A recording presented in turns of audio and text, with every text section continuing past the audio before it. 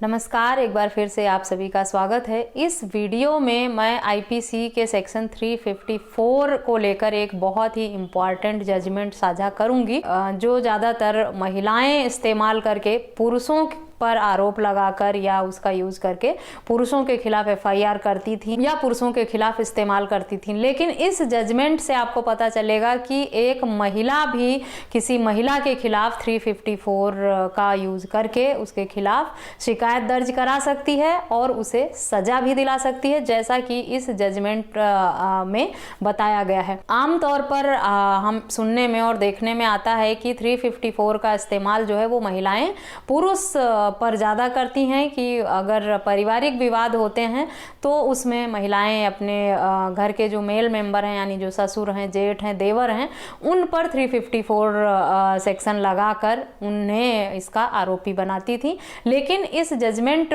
में आप देखेंगे कि एक महिला के खिलाफ 354 के अंतर्गत कार्रवाई हुई है। अब बात ये आती है कि किसी महिला को किसी महिला पर 354 कैसे लागू हो सकता है।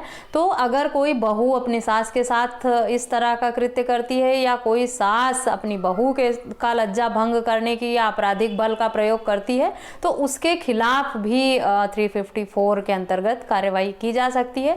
डिटेल में इस टॉपिक पर अगर आप जानकारी चाहते हैं तो इस वीडियो को अंत तक जरूर देखें। वीडियो देखने के साथ साथ मेरे चैनल को सब्सक्राइब करके बेल आइकन को प्रेस करना ना भूलें, ताकि मेरे आने वाली सभी नई वीडियोज का नोटिफिकेशन आपको मिलता रहे। मुंबई के एक मेट्रोपॉलिटन मजिस्ट्रेट द्वारा ये फैसला सुनाया गया कि एक महिला ने दूसरे महिला की लज्जा भंग करने के आशय से उस पर आपराधिक बल का प्रयोग किया, उसके साथ मार पिटाई की, उसके कपड़े फाड़ दिए, उस पे जूते चप्पल से, और उस महिला पर जो भी आरोप लगे थे वो सिद्ध भी हो गए। मेट्रोपॉलिटन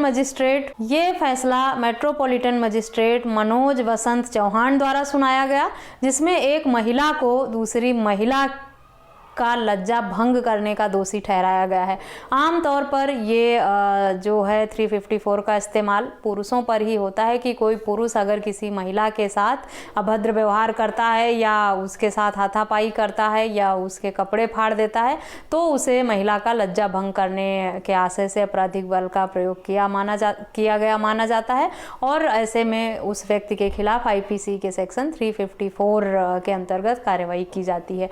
लेकिन इस मामले में यही सारा कृत्य एक महिला ने दूसरी महिला के साथ किया था, जिसमें महिला पर संबंधित सेक्शन के अंतर्गत कार्रवाई की गई और उसे दोषी करार देकर सजा भी सुनाया गया। कोर्ट का कहना था कि आईपीसी का सेक्शन 354 सभी व्यक्तियों पर लागू होता है, चाहे वो महिला हो या पुरुष।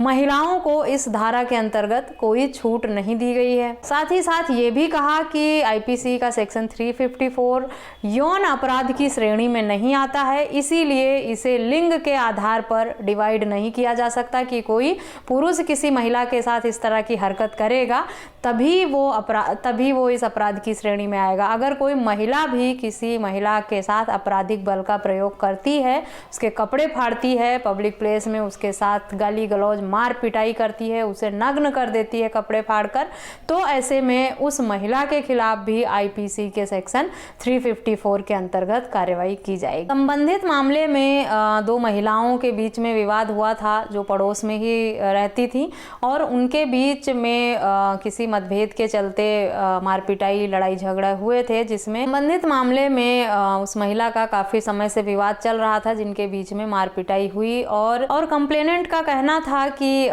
उस आरोपी महिला ने उसके साथ पब्लिक प्लेस में मारपीट की, उसका नाइट गाउन फाड़ दिया और उसको नग्न कर दिया, साथ ही उस पे जूते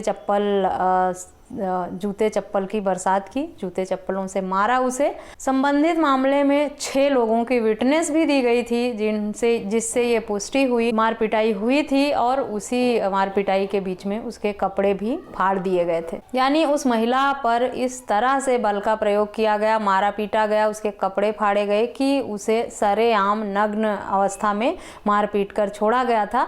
ऐसे में संबंधित महिला के खिलाफ 354 के अंतर्गत अंतर्गत दोषी करार देकर उसे न्यायालय द्वारा सजा सुनाई गई। हालांकि आरोपी 3 बच्चों की मां थी, जिसमें उसका सबसे छोटा बच्चा जो था उसकी उम्र सिर्फ 1.5 वर्ष की थी। इसीलिए न्यायालय द्वारा महिला के खिलाफ न्यूनतम सजा सुनाई गई, लेकिन महिला को दोषी करार देकर उसे सजा आईपीसी के सेक्शन 354 के अंतर्गत न्यायालय द्वारा दी गई है। यानी कोई महिला अगर किसी महिला के साथ इस तरह का कृत्य करती है, चाहे वो परिवार की हो, रिश्तेदार हो, मित्र हो, पड़ोसी हो, कोई महिला किसी महिला के साथ अगर इस तरह के कृत्य करती पाई जाती है तो उसे भी आईपीसी के सेक्शन 354 का दोषी माना जाएगा और उसके खिलाफ कानूनी कार्रवाई करके उसे सजा दिलाई जा सकती है। संबंधित मामले में जो आरोपी थी उसके वकील ने भी दलीलें दी। आरोपी के वकील का कहना था कि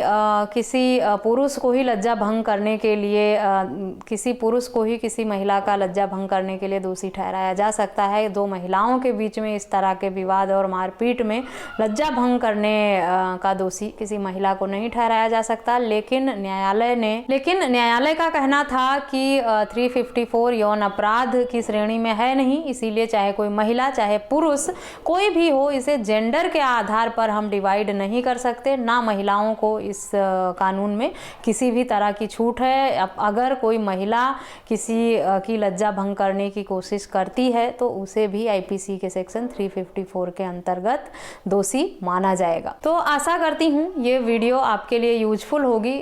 आप लोगों में से बहुत लोग मुझे सवाल करते रहते हैं, कुछ महिलाएं भी कहती हैं कि कुछ बहुओं का कहना है कि उनकी सास उन्हें इस तरह से मारती पीटती हैं और घर से बाहर घसीट के ले जाके फेंकती हैं, उनके साथ इस हद तक बदतमीजी करती हैं। कुछ सास का कहना था कि उनकी बहुएं उनके साथ इस हद तक बदतमीजी करती हैं, मार पिटाई करती हैं, उनके कपड़े उतार देती हैं, खींच देती हैं। तो अगर कोई महिला भी किसी महिला के साथ इस तरह का अपराध करती है, इस तरह का कृत्य करते हुए पाई जाती है, तो उसके खिलाफ आईपीसी का सेक्शन 354 ही काम करेगा और इस सेक्शन के अंतर्गत वो कार्रवाई कर सकती है। पूरा इस जजमेंट का लिंक जो है वो मैं डिस्क्रिप्शन बॉक्स में दे दूंगी। डिस्क्रिप्शन बॉक्स से आप जजमेंट का पीडीएफ डाउनलोड करके डिटेल में इस को पढ़ सकते हैं और इस जजमेंट का आप लाभ भी ले सकते हैं।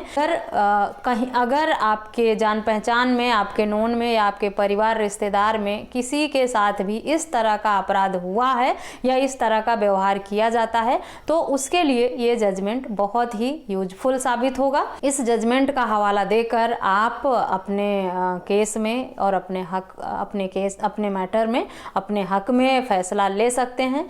इस वीडियो में बस इतना ही। इस तरह के किसी अन्य टॉपिक पर अगर आप जानकारी चाहते हैं तो मुझे ईमेल, व्हाट्सएप या कमेंट करके पूछ सकते हैं।